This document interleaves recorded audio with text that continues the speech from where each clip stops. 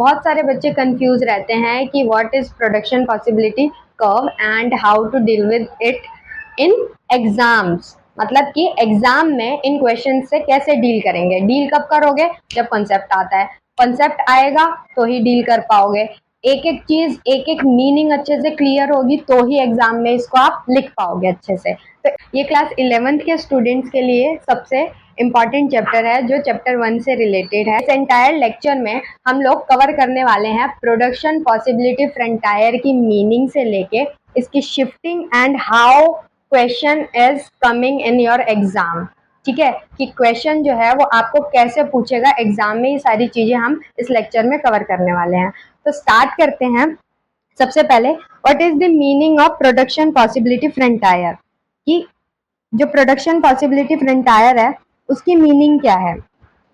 सबसे पहले आप लोग क्या समझो कि सिंपली मेरा इकोनॉमी है, इकोनॉमी में रिसोर्सेज जो है मेरे पास, इकोनॉमी में जो रिसोर्सेज है वो क्या है? लिमिटेड है। ठीक है, इकोनॉमी में रिसोर्सेज क्या है? लिमिटेड है, कम है। वांट्स क्या है? बहुत ज्यादा है। तो क्या मैं कोई भी गुड बहुत ज्यादा प्रोड्यूस कर दूं तो सही रहेगा?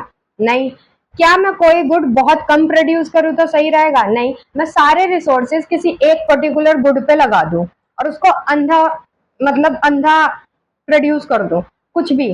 ठीक है, कोई भी गुड ले लो वो, तो क्या इकोनॉमी में हर किसी की वांट मैं कवर कर पाऊंगी? नहीं कर पाऊंगी, क्योंकि वांट्स भी जो है वो डिफरेंट है। वांट्स क्या है? डिफरेंट है। अब वांट्स डिफरेंट है तो इसकी वजह से क्या होता है, जो स्कैरसिटी है हमारी, स्कैरसिटी किसकी? रिसोर्सेज की, तो उसके वजह से हम लोगों को वांट को देख के प्रोडक्शन करना पड़ता है। अब वांट को देख के प्रोडक्शन करेंगे तो मान लो 2 गुड्स हमने प्रोड्यूस करने हैं, तो जो रिसोर्स है वो स्केयर है, तो लिमिटेड रिसोर्स में वो 2 गुड्स प्रोड्यूस होंगे। अगर मैं एक छोटा सा माइक्रो एग्जाम्पल लेके चलूं कि ये इकोनॉमी है छोटी सी इकोनॉमी में 4 गुड की ही नीड है, तो वो 4 गुड वो सिंगल रिसोर्स में कैसे प्रोड्यूस होंगे? तब आप क्या करोगे? वो 4 गुड को प्रोड्यूस करने के लिए बारी बारी वो सेम रिसोर्स यूज करोगे। वो रिसोर्स जो है वो एक सिमिलर टाइम पे, एक सेम टाइम पे चारों गुड्स को प्रोड्यूस नहीं कर सकता। तो आप क्या करोगे? टाइम मैनेजमेंट करोगे। टाइम मैनेजमेंट करोगे, गुड्स को प्रोडक्शन को कम करोगे, एक गुड की प्रोडक्शन को बढ़ाओगे। यही सारी चीजें, यही सारे कंफ्यूजन्स जो होते हैं कि हम रिसोर्सेज कैसे यूटिलाइज करें, लिमिटेड रिसोर्स है उससे हम ज्यादा प्रोडक्शन कैसे करें, ये सारी चीज एक्सप्लेन करता है प्रोडक्शन पॉसिबिलिटी फ्रंटायर। तो इसको हम समझते हैं। सबसे पहले what is production possibility frontier? ये कहता है इट इज द कर्व। ध्यान रखना ये कर्व है, ठीक है, that is curve. Production possibility is a curve that shows the maximum possible combination of 2 goods. क्या? जो maximum possible combination of 2 goods. हम क्या करेंगे, यहाँ पे एक एजम्पशन लेके चलते हैं कि प्रोडक्शन पॉसिबिलिटी कर्व को जब हम पढ़ेंगे तो ओनली 2 गुड्स ही प्रोड्यूस होंगे। तो जितने भी हम उस 2 गुड्स के मैक्सिमम कॉम्बिनेशन बनाएंगे, जितने भी मैक्सिमम कॉम्बिनेशन प्रोड्यूस करेंगे, that is production possibility curve. ठीक है, तो सबसे पहले इसमें एक चीज और ध्यान रखनी है कि ये जो गुड है ये प्रोड्यूस होंगे तो इसके अवेलेबल रिसोर्सेज जो हैं और टेक्नोलॉजी जो है, ये गुड्स जब प्रोड्यूस कर रहे हैं तो जो रिसोर्स से हम इसको प्रोड्यूस कर रहे हैं, जो टेक्नोलॉजी हम इसमें यूज कर रहे हैं, वो फिक्स्ड रहनी चाहिए और फुल्ली यूटिलाइज्ड होनी चाहिए। क्या? वो फिक्स्ड रहनी चाहिए और फुल्ली यूटिलाइज्ड होनी चाहिए। मींस कोई भी रिसोर्स खाली ना बैठे इधर उधर, सारे रिसोर्स काम पे लगे हो, सारे रिसोर्स कुछ ना कुछ काम कर रहे हो और वो 2 गुड्स प्रोड्यूस करने में हेल्प कर रहे हो। ठीक है, नेक्स्ट आप लोगों को प्रोडक्शन पॉसिबिलिटी कर्व जो है उसको और 2 नाम से बोलते हैं, that is production possibility curve. ठीक है, नेक्स्ट प्रोडक्शन पॉसिबिलिटी फ्रंटायर, एक और नाम है ट्रांसफॉर्मेशन कर्व। अब इसको ट्रांसफॉर्मेशन कर्व क्यों बोला है ये हम समझते हैं। यहाँ पे क्या होता है, 2 गुड्स प्रोड्यूस हो रहे हैं, रिसोर्स मेरे पास सिंगल है या लिमिटेड रिसोर्स है और वही सेम रिसोर्स दोनों गुड्स को प्रोड्यूस कर रहा है। तो क्या होगा, अगर एक गुड प्रोड्यूस हो रहा है तो रिसोर्स उस पर लगाए, सिंपल, एक गुड प्रोड्यूस हो रहा है तो रिसोर्स उस पर लगाए। तब इस सिचुएशन में क्या होगा कि मान लो एक गुड प्रोड्यूस हो रहा है तो रिसोर्स जो है वो इसके लिए काम कर रहा है। ठीक है। सेकेंड गुड जब प्रोड्यूस होगा तो अब रिसोर्स को यहाँ पे भी आना पड़ेगा, भाई पहुंचना तो पड़ेगा, लेकिन रिसोर्स ऑलरेडी कहाँ पे लगा हुआ है, गुड 1 पे लगा हुआ है। अब गुड 2 पे शिफ्ट होने के लिए क्या करना पड़ेगा, रिसोर्स तो मेरे पास लिमिटेड ही है ना भाई, रिसोर्स तो लिमिटेड ही है। तो जब गुड 2 पे मैं शिफ्ट करूंगी तो क्या करूंगी, फर्स्ट गुड की, जो फर्स्ट गुड है ना गुड 1 की, प्रोडक्शन को कम कर दूंगी।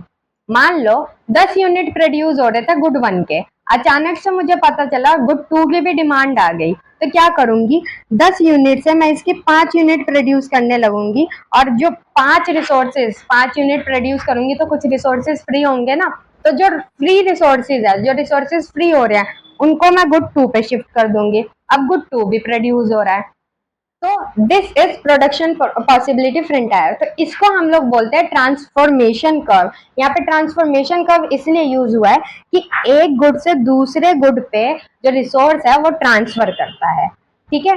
अब ट्रांसफॉर्मेशन कर्व क्यों बोला है ये आपको समझ आ गया। नेक्स्ट हम लोग इसकी बात करते हैं कि कुछ अजम्पशंस है बेटा, कुछ भी थ्योरी इकोनॉमिक्स में या कुछ भी बनेगा, कोई भी माइक्रो थ्योरी, मैक्रो थ्योरी, कुछ भी, कोई भी चीज आपको थियोरिटिकली एक्सप्लेन करनी है तो उसके लिए अजम्पशंस बहुत जरूरी है। तो अजम्पशंस सबसे पहले हम लोग देखेंगे कि क्या है प्रोडक्शन पॉसिबिलिटी फ्रंटायर के अजम्पशंस क्या है। तो रिसोर्सेज जो है वो फिक्स्ड है भाई, ये तो मैंने पहले बता दिया, रिसोर्सेज मेरे पास लिमिटेड है। अब लिमिटेड रिसोर्स में मेरे को 2 गुड्स प्रोड्यूस करने हैं। अब मेरे पास अनलिमिटेड रिसोर्स कहीं से तो आएंगे नहीं टपक के कि मैं सारे गुड्स प्रोड्यूस कर लूँ, सबकी वांट पूरी कर दूँ, सब खुश हो जाए, इकोनॉमी मस्त मजे में चल रही है, ऐसा नहीं होगा। अब आपको क्या करना है, रिसोर्सेज सबसे पहले फिक्स्ड रखने हैं, किसमें, प्रोडक्शन पॉसिबिलिटी फ्रंटायर को जब आप एक्सप्लेन करोगे तो रिसोर्सेज मस्ट बी फिक्स्ड, क्योंकि वो फिक्स्ड ही रहेंगे, आपके पास फालतू नहीं है जो आप यूज कर लोगे। Next, technology is constant, technology जो यूज कर रहे हो वो भी कांस्टेंट रहेगी। अब टेक्नोलॉजी मान लो अपग्रेड हुई तो कहीं ना कहीं ऐसा होगा ना कि गुड्स जो है वो ज्यादा प्रोड्यूस होने लगेंगे। टेक्नोलॉजी जो है उसको कांस्टेंट रखना है, ठीक है, ताकि हम जो गुड्स प्रोड्यूस कर रहे हैं उनमें एक बैलेंस मेंटेन रहे। Next, full employment of resources, कोई भी रिसोर्स खाली नहीं बैठना चाहिए, सारे रिसोर्सेज फुली एफिशिएंट और सारे रिसोर्सेज जो हैं वो फुली यूटिलाइज्ड हो, सब काम कर रहे हो, ठीक है। नेक्स्ट है एफिशिएंट यूटिलाइजेशन ऑफ रिसोर्सेज, वही कि सारे रिसोर्सेज सारे काम कर रहे हो, एफिशिएंटली उनका यूज हो रहा हो, कि मतलब अगर मैं ये रिसोर्स यूज कर रही हूँ तो इससे कुछ ना कुछ आउटपुट मिल रहा है, खाली नहीं जा रहा है, फालतू नहीं बैठा हुआ, ठीक है। नेक्स्ट, इकोनॉमी में ओनली 2 गुड्स प्रोड्यूस होंगे, resources are not equally efficient, कह रहा है resources are not equally efficient means क्या है कि अगर मैं गुड 1 प्रोड्यूस कर रही हूँ एंड गुड 2 प्रोड्यूस कर रही हूँ, ठीक है, गुड 1 प्रोड्यूस कर रही हूँ एंड गुड 2 प्रोड्यूस कर रही हूँ, तो जो रिसोर्स है वो मेरे पास लिमिटेड है, तो क्या मैं इसकी भी 10 यूनिट और इसकी भी 10 यूनिट प्रोडक्ट प्रोड्यूस कर सकती हूँ क्या, गुड 1 की भी 10 यूनिट प्रोड्यूस कर लूँ, गुड 2 की भी कर लूँ, पॉसिबल ही नहीं है। अगर मैंने ये चीज कर ली तो फिर तो कोई लड़ाई नहीं बचती ना, कोई खेल ही नहीं बचता ना इकोनॉमी में, सबकी वांट पूरी हो रही है। बट मैं ये नहीं कर सकती, क्या मैं ये नहीं कर सकती, क्योंकि मेरे पास जो रिसोर्स है वो स्केयर है, क्या है, रिसोर्स जो है वो स्केयर है, जिसकी वजह से मैं जितना भी प्रोडक्शन करूंगी वो रिसोर्सेज को बांट के ही कर पाऊंगी, बिना रिसोर्सेज को बांटे मैं प्रोडक्शन नहीं कर पाऊंगी, ठीक है। तो रिसोर्सेज नॉट इक्वली एफिशिएंट, दोनों गुड को प्रोड्यूस करने के लिए इक्वली एफिशिएंट नहीं है, ठीक है। एक गुड प्रोड्यूस कर रहा है, मान लो 10 यूनिट प्रोड्यूस कर रहा है, तो दूसरे की कहीं ना कहीं वो 5 यूनिट प्रोड्यूस कर रहा होगा, इक्वल कभी नहीं कर पाएगा, ठीक है। नेक्स्ट हम लोग बात करते हैं कि कुछ प्रॉपर्टीज हैं प्रोडक्शन पॉसिबिलिटी फ्रंटायर की। प्रोडक्शन पॉसिबिलिटी फ्रंटायर सबसे पहले दिखता कैसे है हम लोग ये देखते हैं। मैंने स्टार्टिंग में ही आपको बताया कि ये एक कर्व है, क्या है, ये एक कर्व है। अब इस कर्व को हम लोग कैसे डिफाइन करते हैं, दैट इज योर पीपीएफ। ये कर्व क्या है, पीपीएफ, इस कर्व को बोलेंगे PPF. That is your X good, this is your Y good. हमने अभी पढ़ा ना, only 2 goods can be produce, that is X, that is Y, ठीक है। अब इसके फीचर्स देखते हैं, क्या कह रहा है कि ये जो प्रोडक्शन पॉसिबिलिटी फ्रंटायर है ये डाउनवर्ड स्लोपिंग होता है। यहाँ देखो ये डाउनवर्ड स्लोपिंग है, दिख रहा है भाई? मैंने अभी आपको एग्जाम्पल बताया कि गुड 1 प्रोड्यूस करूं और गुड 2 प्रोड्यूस करूं। अगर मैं गुड 1 की 10 यूनिट प्रोड्यूस कर रही हूँ तो गुड 2 की 0 कर रही होंगी।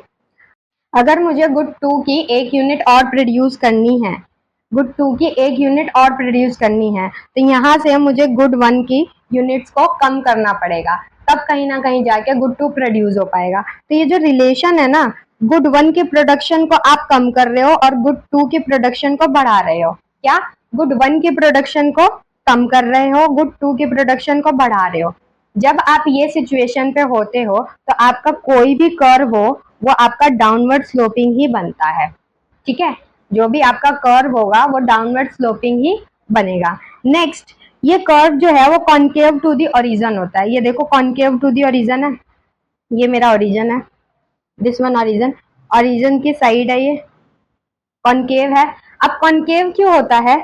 सेम रीजन कि भाई आप एक गुड्स को जब प्रोड्यूस कर रहे हो और दूसरे की क्वांटिटी को बढ़ाना है तो फर्स्ट वाले गुड की क्वांटिटी को आपको कम करना पड़ेगा, तभी आप सेकंड पे पहुंच पाओगे, सेकंड की एक्स्ट्रा यूनिट प्रोड्यूस कर पाओगे, so that the curve is concave to the origin. Next हम लोग बात कर रहे हैं, ये स्कैर्सिटी ऑफ रिसोर्सेज को दिखा रहा है। ऑब्वियसली दिखा रहा है, मेरे पास रिसोर्सेज इक्वली एफिशिएंट नहीं है कि दोनों गुड मैं प्रोड्यूस कर लूं।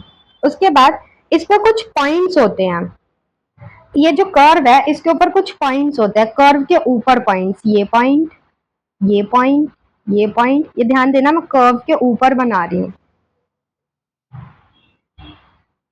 ये जो पॉइंट्स है ना कर्व के ऊपर, ब्लू वाले पॉइंट्स, कौन से? ब्लू वाले पॉइंट, ये सारे पॉइंट ये शो करते हैं कि इस पॉइंट पे अगर हम लाई कर रहे हैं, कर्व के ऊपर कुछ पॉइंट लाई कर रहे हैं, क्या कर्व के ऊपर कुछ पॉइंट्स लाई कर रहे हैं, ये वाले पॉइंट्स ब्लू वाले, सो दैट मीन्स कि आपके जो रिसोर्सेज है वो फुली एंड एफिशिएंटली यूटिलाइज्ड है, वो फुली यूज हो रहे हैं और उससे कुछ ना कुछ अच्छी खासी आउटपुट मिल रही है। अब कुछ कर्व पे पॉइंट नहीं होंगे तो इनसाइड होंगे या आउटसाइड होंगे। तो अगर पॉइंट इनसाइड है, यहाँ पे कहीं है, ठीक है, यहाँ पे कहीं है, यहाँ पे कहीं है, तो ये जो पॉइंट है ये अंडर यूटिलाइजेशन को शो करते हैं। किसको शो करते हैं? Under utilisation. अंडर यूटिलाइजेशन का मतलब क्या होता है? सिंपली आप देखो कि हमने अजम्पशन में पढ़ा कि भाई मेरे रिसोर्सेज जो है वो खाली नहीं बैठने चाहिए, इधर उधर सारे काम पे लगने चाहिए। अगर मेरे पास रिसोर्स इस, ये जो रेड वाली लाइन है दैट इज पीपीएफ, पीपीएफ वाली जो लाइन है, ये जो पीपीएफ वाली लाइन है, ये लाइन बेसिकली आपको क्या शो करती है कि अगर ये लाइन के बराबर ही मेरे पास रिसोर्सेज है, मैं इस लाइन के बाहर जाके प्रोड्यूस नहीं कर सकती, यहाँ पे मेरे पास रिसोर्स खत्म हो जाते हैं, ये लाइन के बराबर ही मेरे पास क्या है? रिसोर्स है। तो अगर मैं इस लाइन पे लाई कर रही हूँ मीन्स मैं रिसोर्सेज का फुली एंड एफिशिएंटली यूज कर रही हूँ।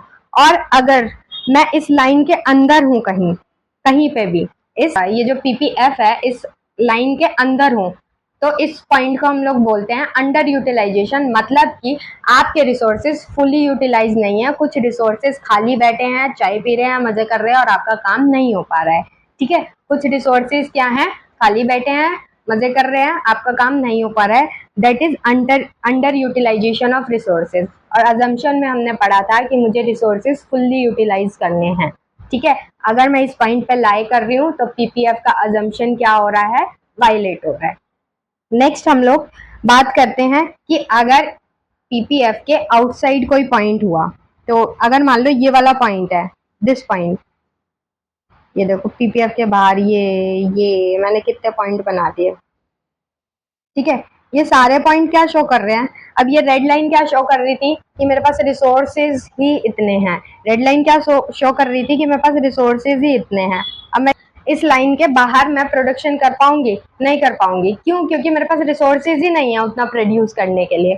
तो इन पॉइंट्स को हम लोग बोलते हैं अनअटेनेबल पॉइंट, कि भाई उस पॉइंट तक मैं रीच नहीं कर पाऊंगी। आप अगर ह्यूमन रिसोर्स की बात करें तो ह्यूमन भी एक लिमिट तक ही काम कर सकता है ना, एक उसका टाइम लिमिट होता है ना कि उस लिमिट तक ही काम कर सकता है ना। वो ह्यूमन रिसोर्स भी एक टाइम पीरियड दे दो, उस टाइम पीरियड में ही काम कर सकता है ना। अगर उससे ज्यादा काम कराया तो रिसोर्स क्या होगा? खराब होने लगेगा और हमारी प्रोडक्शन पे अफेक्ट जाएगा। तो इसीलिए ये जो पॉइंट है दैट इज अनअटेनेबल पॉइंट, जो कौन सा पॉइंट है, पीपीएफ के बाहर पॉइंट है। ठीक है, एक बार और देख लो रिवीजन के लिए कि ये पीपीएफ होता है, ये गुड एक्स है, ये गुड वाई है। ये जो रेड लाइन है बेटा, ये रेड लाइन शो करती है, ये जो रेड लाइन है, ये रेड लाइन क्या शो करती है कि इस रेड लाइन के बराबर मेरे पास रिसोर्सेज हैं गुड्स प्रोड्यूस करने के लिए। तो अगर मैं इस रेड लाइन पे कहीं लाई कर रही हूँ, इसमें रेड लाइन पे कहीं लाई कर रही हूँ, यहाँ पे कहीं पे, यहाँ पे कहीं पे, यहाँ पे कहीं पे, चाहे एक्सिस पे ही आ जाओ, तो इसका मतलब क्या है कि मैं रिसोर्सेज को फुली यूटिलाइज कर रही हूँ। अगर मैं इस रेड लाइन के अंदर कहीं लाई कर रही हूँ, यहाँ यहाँ यहाँ यहाँ, इन सारी जगह अगर मैं लाई कर रही हूँ, इस रेड लाइन के अंदर लाई कर रही हूँ, मीन्स रिसोर्सेज खाली बैठे हैं। क्या रिसोर्सेज खाली बैठे हैं, सारे यूज नहीं हो रहे हैं, और सारे यूज नहीं हो रहे हैं मीन्स मेरे आउटपुट को इफेक्ट पड़ेगा। अब रिसोर्सेज खाली बैठे हैं, that is under utilization of resources. मेरे जो रिसोर्सेज है वो फुल्ली यूटिलाइज नहीं है, सारे काम नहीं कर रहे हैं, कुछ खाली बैठे हैं। अब इस रेड लाइन के बाहर जो पॉइंट होंगे, ये बाहर जो पॉइंट है, ये पॉइंट ऐसे हैं कि भाई इनको प्रोड्यूस करने के लिए मेरे पास रिसोर्स ही नहीं है। ठीक है, इनको प्रोड्यूस करने के लिए मेरे पास रिसोर्स ही नहीं है। सिंपली अगर मुझे इनको प्रोड्यूस करना है तो कहीं ना कहीं से मुझे रिसोर्सेज लाने पड़ेंगे। अब रिसोर्सेज क्या है, लिमिटेड है मेरे पास, मैं ऐसे कहीं पे भी जाके वो रिसोर्स जनरेट नहीं कर सकती हूँ। तो इसको हम लोग बोलते हैं अनअटेनेबल पॉइंट, कि इसको मैं रीच नहीं कर सकती। ठीक है, अब जो आपका पीपीएफ का क्वेश्चन जो आता है वो ऐसे ही आता है कि define production possibility frontier and it's assumption and what are the main properties of production possibility frontier। इससे एक क्वेश्चन बनता है, आपको सिंपली पहले डेफिनेशन लिखनी है, डेफिनेशन के बाद आपको एक कर्व शो करना है, जैसे मैंने कर्व बताया आपको। इस डेफिनेशन के बाद आपको एक कर्व शो करना है, ये वाला कर्व, कि ऐसा आपका पीपीएफ दिखता है। उसके बाद आपको अजम्पशंस लिखनी है, अजम्पशंस के बाद आपको प्रॉपर्टी लिखनी है। प्रॉपर्टी में एग्जामिनर के मूड पे डिपेंड करता है कि वो कौन सी प्रॉपर्टी पूछे। कभी आपको बोलेगा स्पेसिफिक 2 प्रॉपर्टी ही एक्सप्लेन कर दो, या फिर आप सारी एक्सप्लेन करो। ठीक है, आज के लिए इतना ही, मिलते हैं नेक्स्ट लेक्चर में नए कॉन्सेप्ट के साथ। तब तक के लिए keep growing, keep learning, bye.